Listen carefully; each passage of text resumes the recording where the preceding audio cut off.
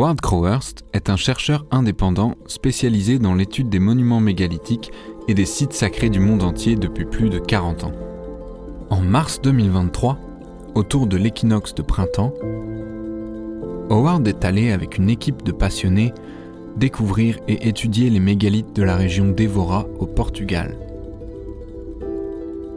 Poussé par le désir de mettre de la lumière sur cette région mégalithique peu connue bien que très importante, l'idée de réaliser une série vidéo en plusieurs épisodes pour faire connaître ces monuments et partager les découvertes qu'il a faites s'est imposée comme une évidence.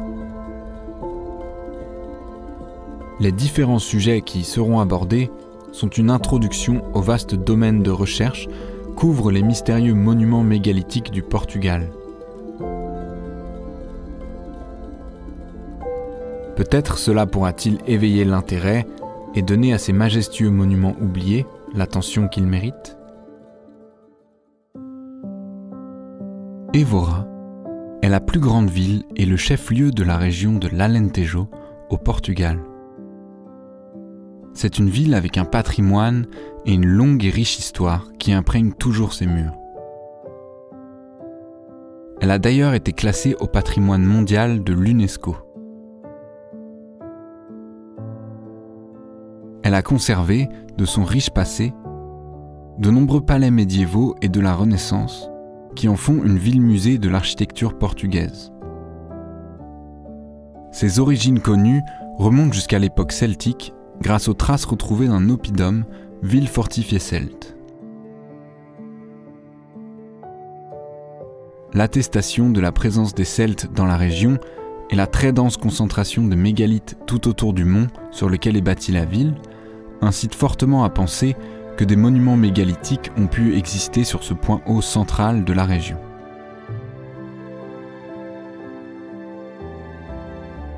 La ville tomba ensuite sous la domination romaine. Les Romains accordent à ce lieu une importance majeure.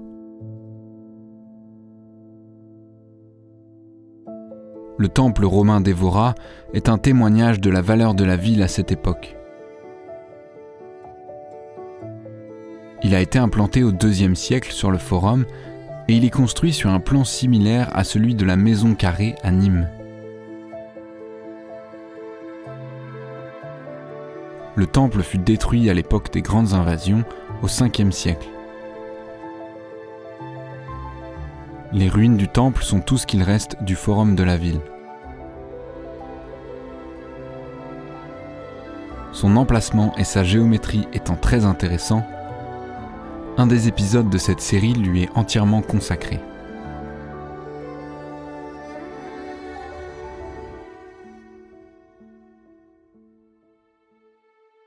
Les époques se sont succédées, mais l'importance de ce point haut n'a jamais cessé, car en 1186, juste à côté du temple romain, commence la construction d'un monument majeur, la cathédrale d'Evora.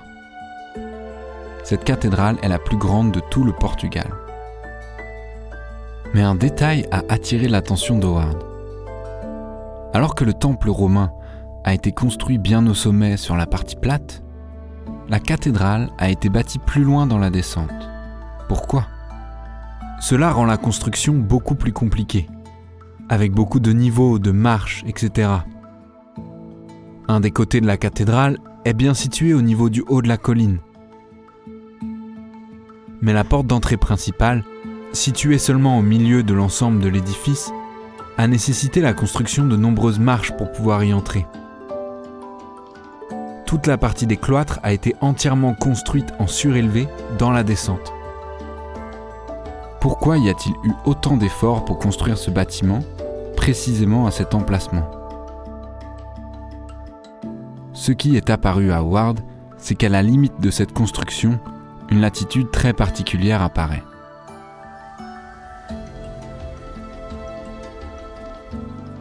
C'est la latitude de 38,571428, ou autrement dit, la latitude de 3/7.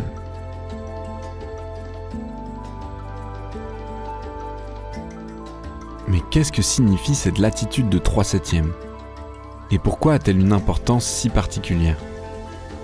Cette division par 7 de la latitude s'inscrit depuis la préhistoire comme un principe fondamental pour l'implantation des sites sacrés majeurs du monde. Le site de Avebury, en Angleterre, est un des plus grands ensembles mégalithiques au monde et une clé de l'implantation du plan mégalithique des îles britanniques. Il est composé d'un immense cromlech, avec 2 autres cromlechs plus petits à l'intérieur, de menhirs alignés formant 2 avenues et d'autres monuments, comme la West Kennet Avenue, Silbury Hill, le plus grand tumulus d'Europe, le West Kennet Long Barrow, le sanctuaire, cromlech de 40 mètres de diamètre, et la grande enceinte néolithique de Windmill Hill. C'est un prodigieux exemple de l'utilisation de ce principe de la division par 7 pour le choix de sa latitude. Le centre exact du site est parfaitement positionné sur la latitude de 51,428571, soit exactement 360 divisé par 7. C'est-à-dire que si l'on prend les 360 degrés du cercle terrestre et qu'on les divise par 7, on obtient précisément le nombre de degrés qui sépare l'équateur du centre de Avebury, 51,428571. Donc en partant de l'équateur pour faire le tour de la Terre en allant vers le nord, à 1/7 de la distance totale, on arrive exactement à la latitude d'Avebury. Ce fait est déjà renversant en soi, mais ça va encore plus loin.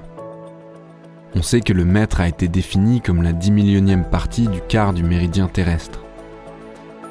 Le quart du méridien terrestre, c'est la distance entre l'équateur et le pôle Nord. Donc 1 mètre est 1/10 de la distance entre le pôle et l'équateur. Mais si on exprime ce quart du méridien en degrés, ça fait 90 degrés. 360 divisé par 4. Ce qui fait que, au lieu d'être à 1/7 de la distance totale du tour de la Terre, puisqu'on prend seulement le quart du méridien, Avebury se trouve à 4/7 de la distance totale entre l'équateur et le pôle.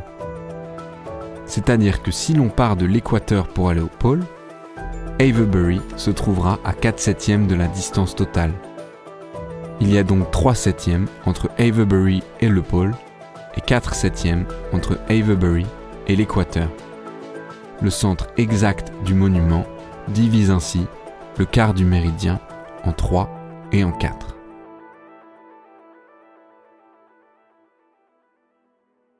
En étudiant ce principe d'implantation, Howard a mis au jour un autre exemple fascinant de son utilisation, le site de Karnak en Égypte.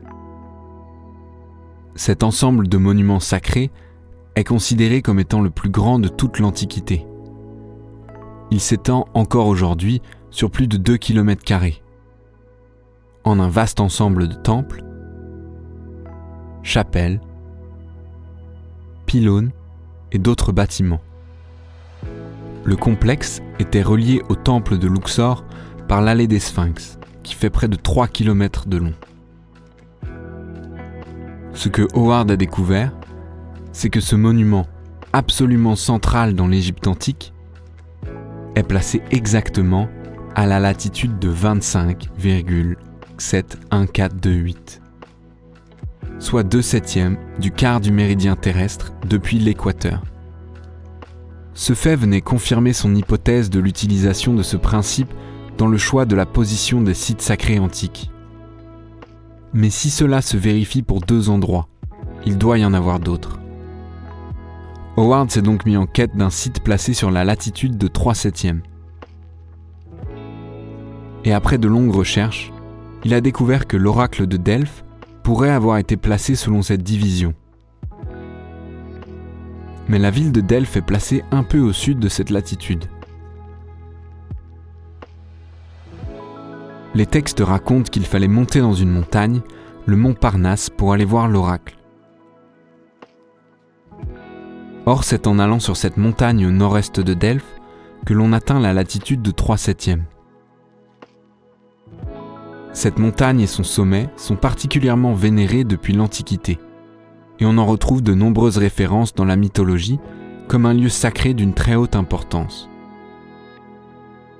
C'est d'ailleurs ce mont qui a donné son nom au quartier et à la gare Montparnasse à Paris.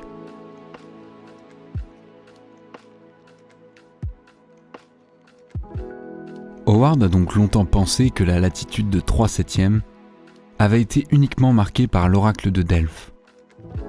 Et ce, jusqu'à ce qu'il découvre que la cathédrale d'Évora, plus grande cathédrale du Portugal, était placée exactement sur la latitude de 3/7.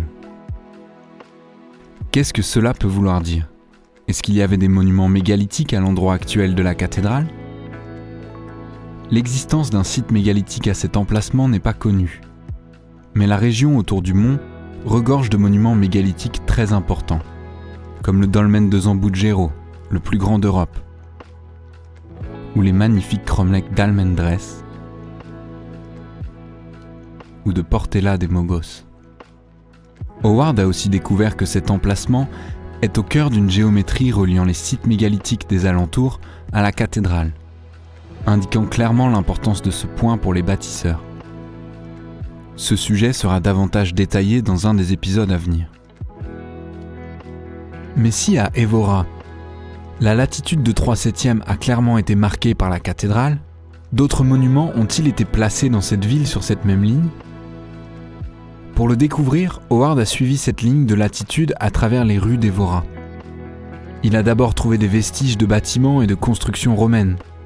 Mais c'est en arrivant sur la place au cœur de la vieille ville d'Évora que son intuition a commencé à se préciser. Il y a découvert l'imposante église de Santo Antão, et elle était bien placée sur la latitude. Mais c'est en entrant à l'intérieur que cette découverte a pris tout son sens. Le maître-autel de l'église, dans son chœur somptueusement orné, se trouve exactement sur la latitude de 3/7, établissant ainsi clairement sa relation à l'emplacement de la cathédrale par la latitude. Mais cette église n'est pas le premier monument qui a marqué cet emplacement. À sa construction en 1570, un arc de triomphe romain, orné de 4 statues et de nombreuses colonnes, fut démoli pour laisser place à l'église actuelle. C'est avec le temple le seul autre monument romain majeur dont l'existence est connue à Évora. Si les Romains sont venus s'installer là, est-ce parce qu'il y avait déjà un site sacré antique sur ce point haut ? Cet emplacement a également reçu de l'intérêt à l'époque de la domination musulmane, qui dura du 8e siècle jusqu'au 12e siècle. La ville d'Évora connaît alors une période prospère. Une forteresse est bâtie dans la zone de l'acropole romaine, mais aussi une mosquée à l'emplacement de la cathédrale. Elle servira même de fondation à cette dernière.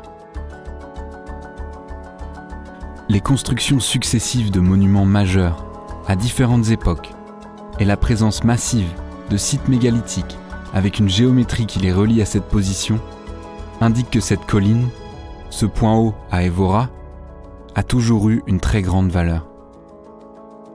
Sa position dans un schéma d'implantation planétaire vient parfaitement confirmer cette importance. Un fait incroyable vient souligner la précision du choix de la latitude des sites sacrés sur la planète. Dans ce schéma d'implantation, les latitudes sont révélées au travers de la division par 7 du quart du méridien. Or, le quart du méridien fait 10 000 km, donc 1/7 de cette distance est égal à 1428,57 km. En étudiant ce fait, Howard a découvert que la distance qui sépare la cathédrale d'Évora du mont Parnasse, 2 sites positionnés à la latitude de 3/7, exprime aussi cette division par 7 dans sa mesure. En effet, les 2 sites sont séparés de 1428,57 milles nautiques. Ce sont sûrement toutes ces remarquables particularités qui ont poussé les anciens bâtisseurs à construire le vaste ensemble mégalithique de la région d'Évora au Portugal. Mais ces extraordinaires monuments n'ont pas fini de nous surprendre. Nous allons pouvoir en découvrir bien davantage dans les prochains épisodes de cette série consacrée au majestueux site du Portugal.